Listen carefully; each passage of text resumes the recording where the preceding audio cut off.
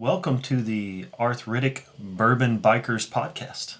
Or at least that's the name we've come up with so far. That's the best one we get. Yes. So the tagline that I wrote, which this is subject to changes too, as well as bicycle touring with ibuprofen, a flask, and usually a headwind. We are a couple of late 40s cyclists learning and sharing about bicycling, touring, and midlife. Midlife. Which hopefully it's midlife. We hope it's midlife. Right. So today is an opportunity for us to just talk about what the kind of an introduction to the podcast, what we hope to do with it. We hope to also video record it most of the time. Mm-hmm. So there will be a camera on, but at the same time there may be instances where we're out and about, either on the road, going to maybe a bicycling event or something, or maybe just we're out somewhere and we want to record something. We're happy to record the audio and just put it up. But the hope is that we'll have some video to go along with it too, because a lot of people like to watch podcasts on YouTube or listen to them through YouTube Red or whatever. So we do hope to have video of this as well. But we're in the studio today, so we've got mic, audio recorder, some lights, and the camera going, and we're going to talk about what our idea for a podcast is. So we've been thinking about a podcast for a long time. Quite a while. We've talked about it in varying levels, whether it be business, personal.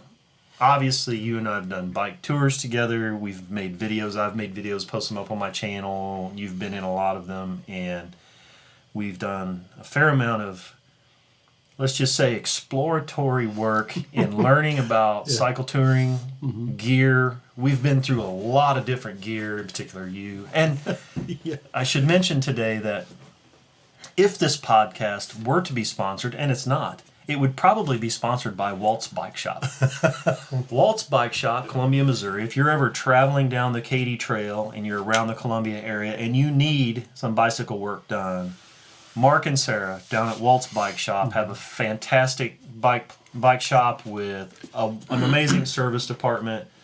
Mark and the crew there are really good about getting you back on the road if you need to be. So if you are on the Katy Trail, you're on a tour, or you're doing a trip here in Missouri, you need some work done, Walt's Bike Shop is a place we always use and recommend.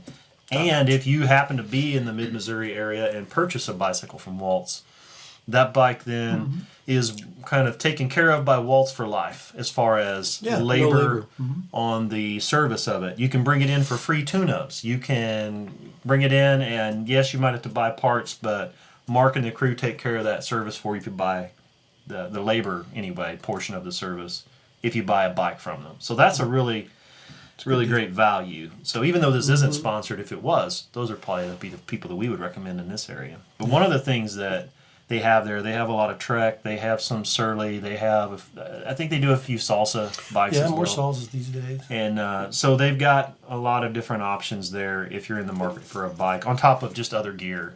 A little bit of outdoor gear, a little bit of clothing wear, that kind of stuff. Kind of not unlike a lot of bicycle shops, I guess. Yeah. But anyway, we are big fans of Mark and Sarah, and we think they do a great job. And certainly, they know you by name. Yeah, I'm sort of the... I guess I'm sort of the pet now. You're like a project, always in the works. Yeah, I'm there all the time. All the time. I don't have a parking spot yet, but... We're working on that, though. Yeah. So, one of the things that I wanted to talk about was just this idea of a podcast and sort of the history of a little bit about how we got into the cycle touring thing a little bit. And maybe a little backstory just on, cycling as kids and so forth, but... You've always been a bicycle guy. Even from the time you were in college, you used a bike to kind of commute to campus some and stuff like that. You went to college here, but tell me a little bit about your history. Gosh. I still probably own, 4 of the 5 bikes I've ever had. Still hanging around. The originals. Oh, yeah. The first one I ever had was a Huffy, and I don't know, it's gone now, but we gave that away to a friend who didn't have one. But then I had a Mongoose, a BMX bike, and I rode that all over the place. Yeah. Injured myself on that. Still have that hanging in the garage. I'm going to take that into one of the bike shops. So you're going to have them kind of work it up for me sometime soon. Yeah. But I biked in college, biked to campus, would ride home in the dark without any lights. Nearly ran into a telephone pole once. Nearly ended tragically there. And then, a few years ago, after kind of a break, after I finished college and stuff, I went in medical school and all that stuff. I decided I needed to get a new bicycle, so I bought a Trek from Waltz. Yep. I'm a heavy consumer of their no labor cost deal, and I just started riding on the trail, so the Katy Trail, for several years, and then I started looking longingly at the terrain I was bypassing, and I thought I need a bike with Beaird tires, and that got me into the salsa eventually. But then, you and I started touring a little bit when I was riding the Trek, and man, we did some cool stuff on that. Yeah, we started, I think really one of the things that sort of spurred it was your desire for camping. Like you kind of have a little bit of a history of camping with the family and the kids in the traditional sense, but then it became about, well, we've always sort of been portable, like, iPads, mobile, our business kind of revolves around that a little bit, and we can talk about that sometime. But today, it kind of began a little bit with you camping, and then you began to think about what if I could like camp and bike at the same time, and we began to sort of investigate what were people out there doing, and we would you would comment about these people you'd see on the Katy Trail with all their bags, the panniers hung on the bike and traveling across, and it began to spur this thing in you, I think, where you were talking about camping and the portability of taking stuff with you. And then there was, at the same time, we were doing a little bit of sailing stuff, and so that sort of tied into the whole independence or freedom of kind of like carrying your stuff with you, sleeping in small quarters or environments, portable stoves and foods and things that you could more easily transport. We kind of looked at that a little bit, and location independent. There you go. Work, I guess. So there was a little bit of dreaming that was going on when we were thinking about that, and I think, that's kind of a little bit how a couple of things that stick in my mind, too, that if you remember, whenever our oldest boys were, after 8th grade, we put them in this van and went off to the national parks for about 3 weeks. Yep. Nearly killed my wife's van with a cargo trailer and everything, but there were, 5 teenage boys and you and I. Remember, we were out there somewhere, isn't that when we saw these 3 guys biking coast to coast? Yeah. And I just saw those guys, and we talked to them, and they said their favorite place was McDonald's because of air conditioning, Wi-Fi, and refillable drinks. And that's where we were at, was at McDonald's, wasn't it? Because it was in the desert. Yes, yes. And I thought, man, those guys are crazy, but I immediately was envious. Yeah. And I think that spurred on this thing where it's like, well, maybe we should start to investigate this a little bit. Yeah. And then we began to kind of look for information. And it was, I think, a little bit sparse. I mean, there was information. You had Darren Alfson, the bicycle touring pro guy, and a few others, but there really seemed like there wasn't a lot of information about bike touring. There was some forums where you could find a little bit of info, and obviously a few associations that would tell you about some routes and stuff, but I felt like there wasn't enough information about the variety of gear. Yeah. And when we started out, your first big idea with touring was on the Trek. You had an FX 7.3 that you decided to put some racks on, and it kind of begins with like a tail bag, right, or a trunk bag, as they call it. Yeah. You take a few things along, put some stuff in there, and then it kind of grew to, well, how can I bike and take my iPad, right? Yeah, that was the thing. The work. To be able to, if I needed to stop and do work, I could still stop and do work, but need something that keeps it like waterproof and stuff like that. Well, that led you to Ortlieb. My first Ortlieb purchase. Which was the handlebar bag, and then eventually a couple of good size panniers.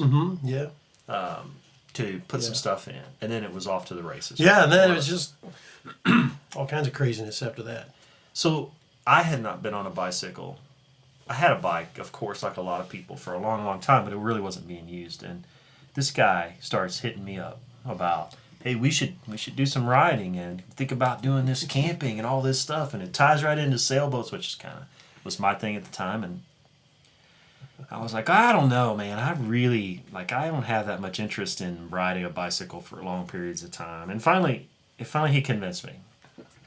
So I went to Waltz Bikes and bought Trek, and at the time the models had changed, and the equivalent to kind of what you were riding at the time was the FX3, which is, but it's fair to say those two bikes are really fitness bikes. They're more around town. I call them a little bit like a city bike, but also a little bit kind of a cross between a city bike, not really a mountain bike because the tires aren't really, but kind of a cross between a city bike like and a trail bike or a road bike, somewhere in between there. Yeah, aluminum frame, kind of light.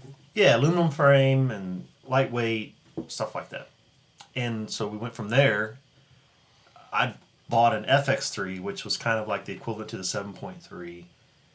But I wanted to explore, like, what were the options out there. So I began to look at bike packing stuff. That was kind of like, I was like, maybe just like something that was even more portable. But, I mean, we liked the concept of the bags, but it seemed kind of, I don't know, it seemed bulky a little bit. Yeah. Bags on the front, bags on the back. And, I mean, it's fair to say that there is no easier way, really, probably, than panniers. Yeah. Somebody pull a trailer, but to me that doubles your chance of a flat. Right, yeah. And it's one more thing behind you and to keep up with and all of that. Yeah. And so that's what spurred my interest in bike packing gear. And so when I started setting up the FX3, part of the fun of the entire process was to like sort of kit it out, to investigate, kit it out, and fit it up. The interesting part is that when we started looking at bike packing, what we saw was that a lot of people were mountain bike focused. A lot of single track guys, and it was just several years ago. So that was kind of, I'll call it quote unquote the early days of bike packing. It was really on the very edge of when Ortlieb was starting to get into bike packing. You had Revelate Designs, and those guys were more into it, but Ortlieb was just sort of dipping their toe in the water of bike packing. Yeah. And that's sort of when we began to investigate, I think, more of it. Yeah. And then it was just about us doing some trips, right? Yeah, then you just got to jump in at some point. Yeah. You know, you look at the gear, you get it all set, and you eventually have to sort of throw a dart at a map or do something. Right, and say, okay, let's go try this Yeah. out and see. Number one, is it something that you like? Is it something you can do? Something you want to do more of? Do you remember the first trip you ever took? The first like real kind of camping on a bicycle trip you ever took? I don't remember which was first. I know, you and I rode back from St. Charles on the trail. And I don't remember if that was before or after. I decided one time just to take my hammock and rode to Mocaine, and I slept in a pavilion in the corner between two of their posts in the Lions Club Park. Yeah. Right across the street from a bar. So I got there just in time to set it up, and then wandered over there, had a couple drinks and a giant cheeseburger. That was a long ride. It was great. That's the best night of sleep I'd had in a while. But I'm wondering if it was one of those two, probably the ones I first actually camped with the bike gear, I believe. Could be. We did a ride. We had our wives. We drove with our wives, and we stayed in St. Charles. Yeah. We got a hotel room and decided we were going to ride from the hotel to get on the Katy Trail, in essence. And then from the Katy Trail all the way back to Jefferson City. And we spent the night in Marthasville. Yeah. On this place where it is kind of like known to be the place to camp along the Katy Trail there in Marthasville. At a baseball, right next to a baseball diamond. Yeah, yeah. And it was cold that night. It was cold. I don't know if you remember, it was like 38 or 39 degrees. And we didn't freeze, though. Like, it was chilly. Decent gear, but we learned some things. And the morning was rough. Yes. And we, through the mist, saw this gas station. We thought, coffee. Interesting thing, it seems like when you're camping in general, but particularly when you're bike packing or touring, you wake up early. I mean, you and I both tend to wake up fairly early anyway, but when you're camping, you definitely wake up early. Yeah. And it's one of two things. You're either cold, you need to go to the bathroom, or both. Yeah. And you are dying for coffee for some reason. Yeah. So, that was, I think, one of the first trips. And that was about, how many miles was that? 100 and something miles? I'm gonna guess total is probably like 120, 130 miles. Yeah, it was a pretty good Something like ride. that. I know day 2 we did over 60. Yeah. So I don't remember how far it was to Yeah. Marthasville, but we had a great time. And on that trip, we stopped at a couple of, or one or two wine Yeah, the wineries. wineries that had some stuff going on. There's some neat stuff along that part of the Katy Trail. If you ever get a chance, you should go. But Yeah. through all of that, though, was kind of like the start. And then since that time, we've done a few things. We did some riding on the Natchez trays. That was fun. We made some videos about that, and we did a little trip in Kentucky, the Bourbon Country Burn. Bourbon Country Burn. We made some videos about that. That was pretty cool as well. Beautiful country, rolling hills of Kentucky with horses and big horse farms and stuff. And That's the first one you had the drone. You had the drone on that one. Yeah, we had the drone on that, and other than that, you've done some stuff though independently. Talk about your recent ride. Yeah, so it's called the RASDAC, right across South Dakota. I've done it a few years, and so I found out about it, and I tied it to a fundraiser I wanted to do, and just sort of made up these numbers. How far do you want to ride? How much money you want to raise? And I said, I don't know, 700 miles, $500, and just kind of made those numbers up. But then I looked for a way to get the mileage, and that was in this RASDAC, and it was really, really a good time. It was supported, and so you show up in southeast South Dakota, give them your stuff, give them your bike, and then they put you on a bus the next, early that day, and you ride into, they take you into, so it was Yankton, you go to Custer, stay at a school there. This was camping in schools, or you could camp outside, so something like gymnasiums. And then you just ride about, it was between 60 and 95 miles every day, 7 days straight. It was taxing. I had never ridden that much before. But it was phenomenal. I mean, that really gave me a lot of confidence and gave me a lot of just comfort in the fact that you can have stuff with you that you need. Now, it was kind of supported. They would take your stuff each day for you. But it was great. It really was. That's a fair number of miles. Yeah. Because, I mean, it's fair to say, too, that maybe everybody doesn't know, but you've since, you mentioned it a little bit earlier, but you've since upgraded to the Salsa Fargo, which you've done a ton of work to, which we can go into those details over time. That's part of this podcast. Will be great to be able to talk about just all the modifications over the years that you and I have both made to bikes. Mm-hmm. And some of the videos I've had up, folks have probably seen about over the years of the modifications I've made to the Trek. But certainly your Trek and also the Fargo has been a lot of a work in progress as you continue to refine kind of what you like, or just change it to something different that's worked for you. But I mean, it's a fairly heavy, robust bike, I guess it's fair to say. The Fargo is steel frame. Really, really kind of more of a mountain bike style, but also known to be a long haul bike. It's not a pure touring bike in the sense, but it's certainly a well-known bike that people do a lot of miles on. Yeah, just chew up miles on. It's comfortable. Yeah.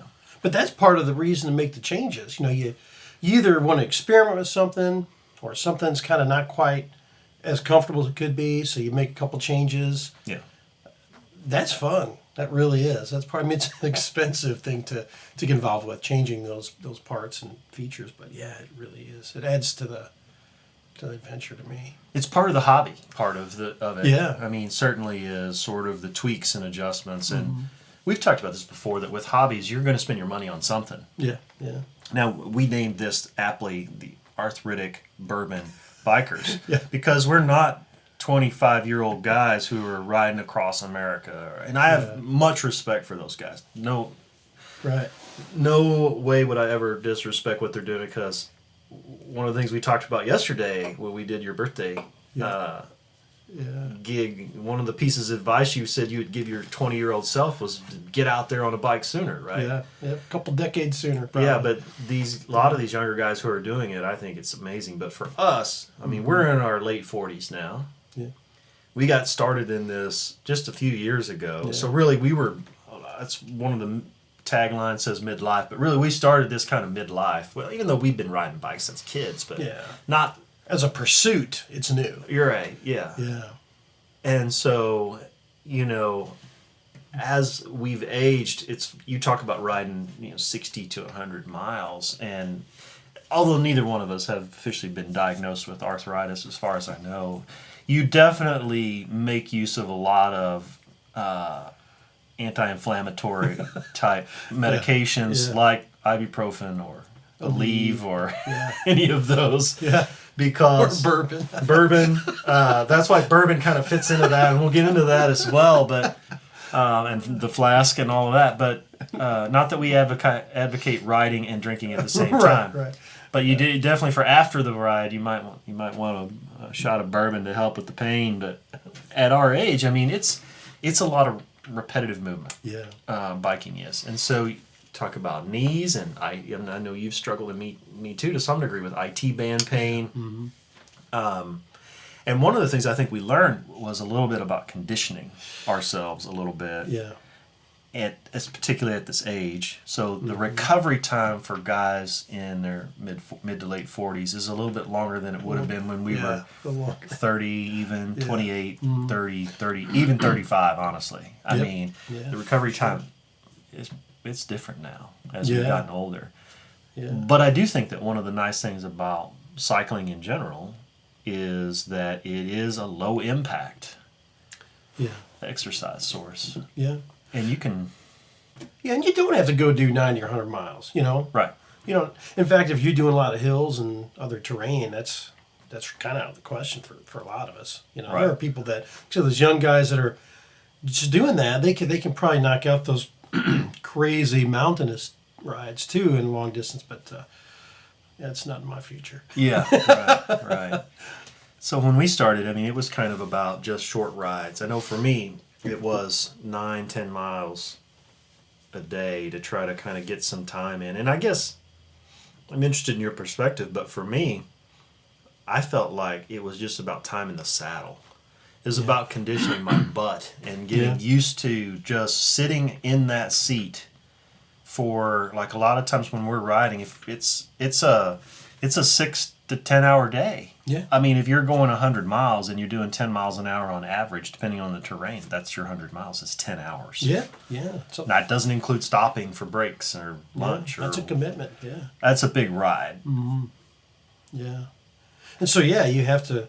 I agree with you. You've got to just spend time getting your caboose ready for that. Yeah. There's some cardiovascular fitness in your legs, but I think that takes care of itself. I agree. We're pretty lucky. We do a lot of training on the Katy Trail, which is pretty flat. It might be, soft and might be some resistance because of the trail conditions after it rains or whatever. But, we don't have to contend with a lot of hills if we don't want to. At least early on, you want to work them in at some point. But you can get your backside conditioned, which is what I agree. I think that's the worst part. Yeah. It's the worst part at the beginning. And some people are always afraid, well, what if I put a bunch of weight on my bike and then I'm having to pedal that? But I really think that's less of it, particularly with the modern bikes we have today where we can just downshift and gear down a little bit. And I think it's easy, too, when you're doing this stuff to feel like you're kind of that you need to just be blazing a trail, so to speak, because I know that I'm guilty of this. We first get on the bike and you're like, we're on the bike, man. And you're just like killing it, right? You're going fast, but if you don't pace yourself on a 10-hour day of biking, and that includes, when I say pace myself, I think about hydration, food. Mm-hmm.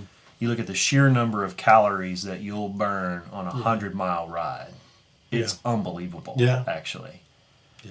So a couple hour ride, you might, a 20-mile, 25-mile ride, you might burn 1,500 calories.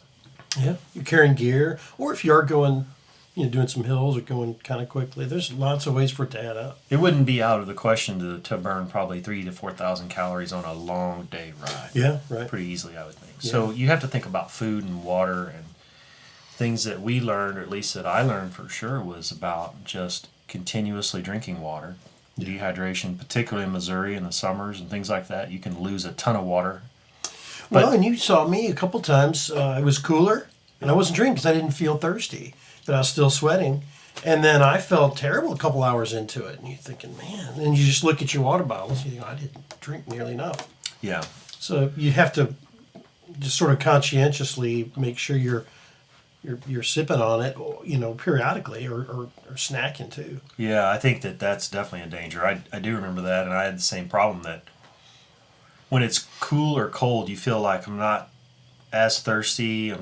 You don't feel like you're sweating as much, but you're still losing liquids. Mm-hmm. And if you don't put them back, then boy, you're going to suffer later. And that's all kinds of things, right? I mean, besides just feeling like junk, could be muscle cramps. Yeah. Could be that it shortens your recovery for, later because you don't have good hydration. And I think we also have learned a little bit about hydration tablets, about, having things to be able to get electrolytes back in the system and so forth. But in general, I think our hope with this podcast was just to try to create something where we could share some experiences, things we learned, things we're continuing to learn. Yeah. A little bit about gear, a little bit about guys in their midlife who do want to pick up cycling, which is a great not only cardio but also non or low impact exercise source, but also, man, what an amazing opportunity to just get out there and see the country.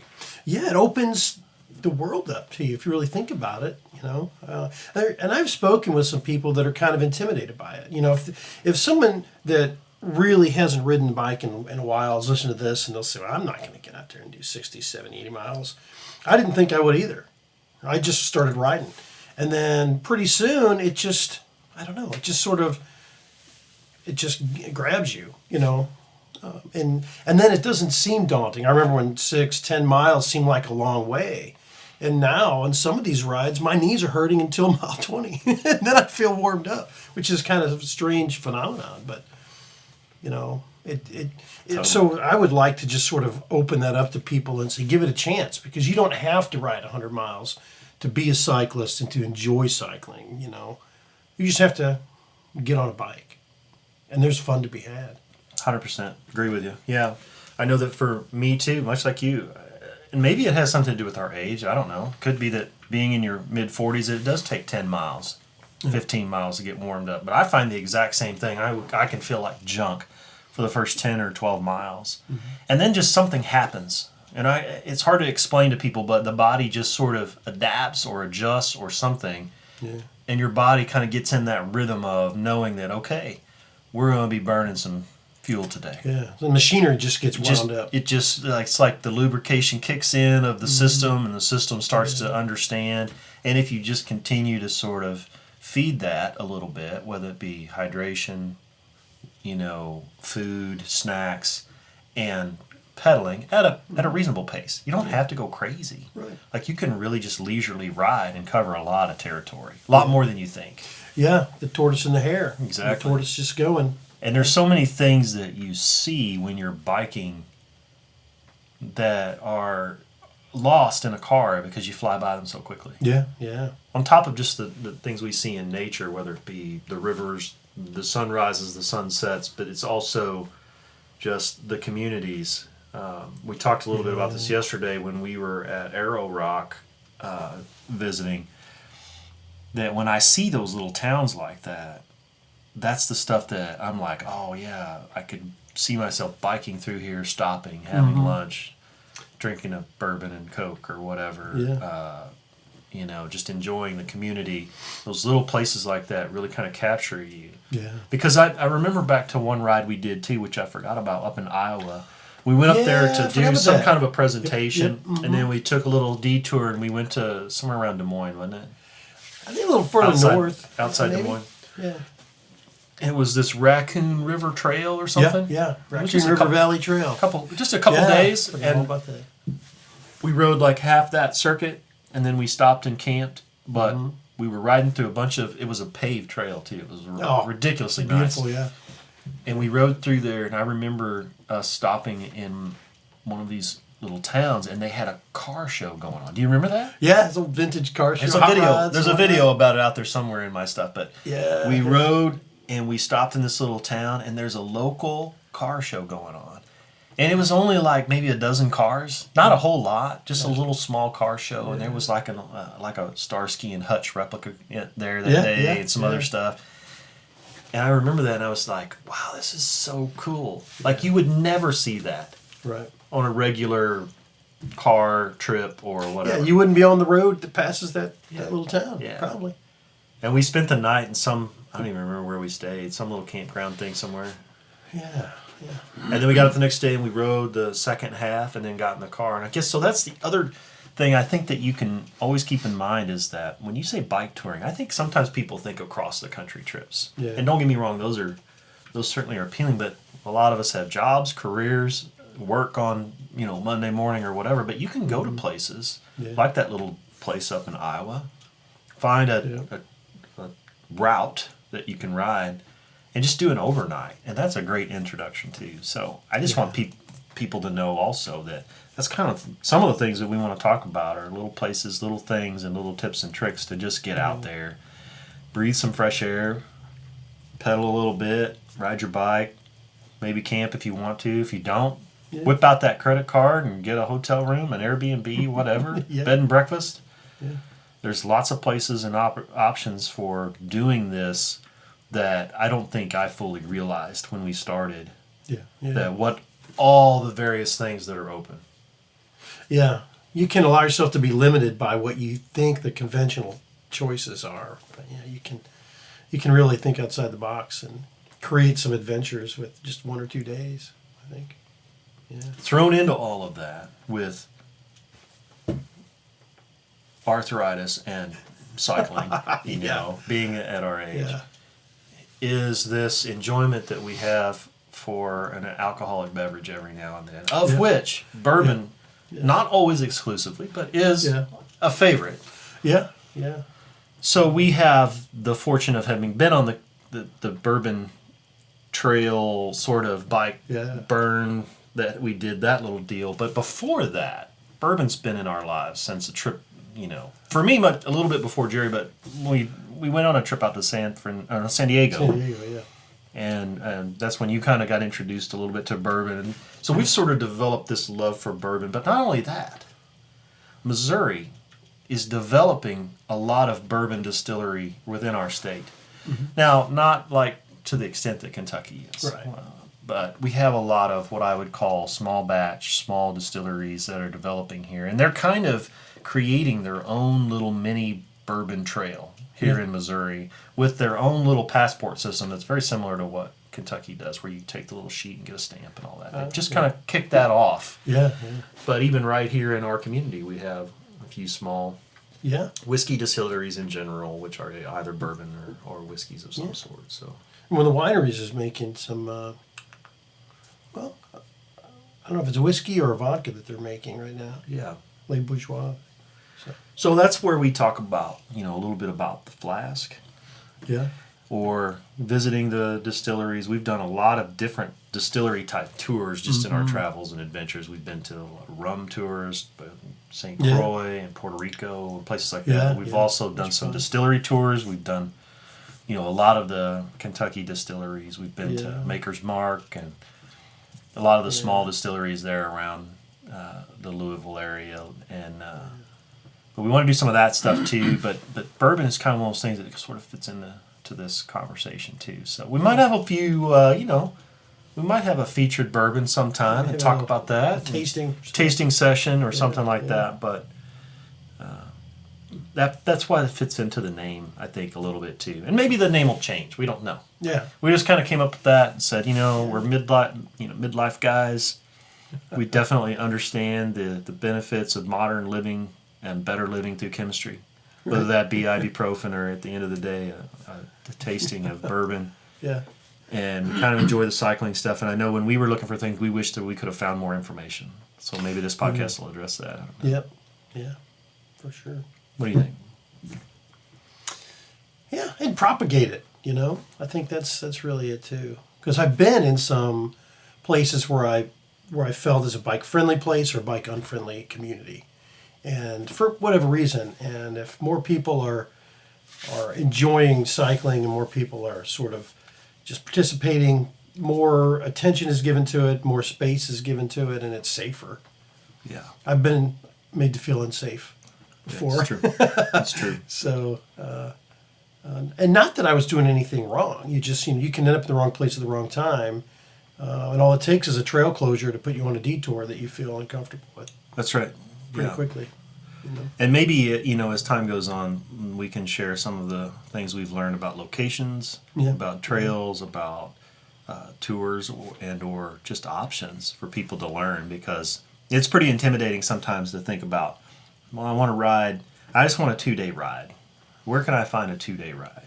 Yeah. And certainly if anybody has questions, feel free to submit those questions and we'll address them in the next podcast. We'll talk about them and try to answer people's questions from our perspective. We don't claim that we're the experts for sure, but we certainly are happy to do some research. If we don't know it, or number 2, just give our perspective about what we think has worked, hasn't worked, or what we think would fit our style. Because everybody's style is different. That's the thing.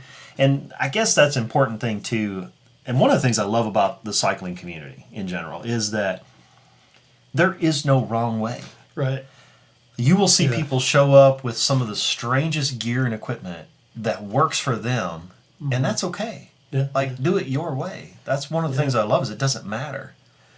But you can certainly, and we'll talk more about this, you can certainly get some attention by doing strange and things to your bike or putting things on there that people are just like, hey, man, what is that? They want to come up and ask you questions about it. Yeah. But the cycling community is extremely friendly overall, I think. Oh, yeah. And accepting. Yeah, so, they're very, they just love to talk. If you're on an organized ride or you're just sort of at a trailhead, conversation pops up, and it could be about what you have on your bike, what they have on their bike, or... So I guess, that's another thing that I kind of want to continue to bring up to people is that you don't have to have a super expensive bike to do this stuff. You can take the bike you got in your garage now, and just about anybody can fit a rack on a bike. Yeah. And you can put some stuff on it, and you can take off pedaling, and you can have a good time. Yeah. And you can start small and work your way up. You don't have to spend thousands and thousands of dollars, but certainly, if you want to, you can spend thousands of I'm sure there's no ceiling on bicycle stuff. I mean, it's not unlike any other hobby. Yeah. You can spend a ton of money on it. But I think that we probably have spent, I don't even know, a fair amount of money, as we got into it as well. Yeah. But it was slow and steady. It was like buy a piece here, add something on. Yeah. And that's more manageable. Yeah. It hurts less. Yeah. To do it that way. So we don't know the frequency that we're going to be able to release these, but certainly it's something we've talked about doing for a long time. So we're pretty excited to be able to maybe put something together and just have some fun with it. So if anybody has questions, comments, feedback, please leave them in the comments or send us a message of some sort, and we'll get back in touch with you and try to answer your questions. We might even get crazy sometime and do a live stream. Where people can ask real-time questions and we can answer them while we're going. But for now, we're going to start out simple with a podcast, record them as best we can, go from there. Yeah. Anyway, thank you all for listening, if you've listened to this point, or watching, and we will see you again soon, because there's soon to be, I'm sure, some other piece of gear that we want to talk about. Oh, yeah, for sure. See you again soon.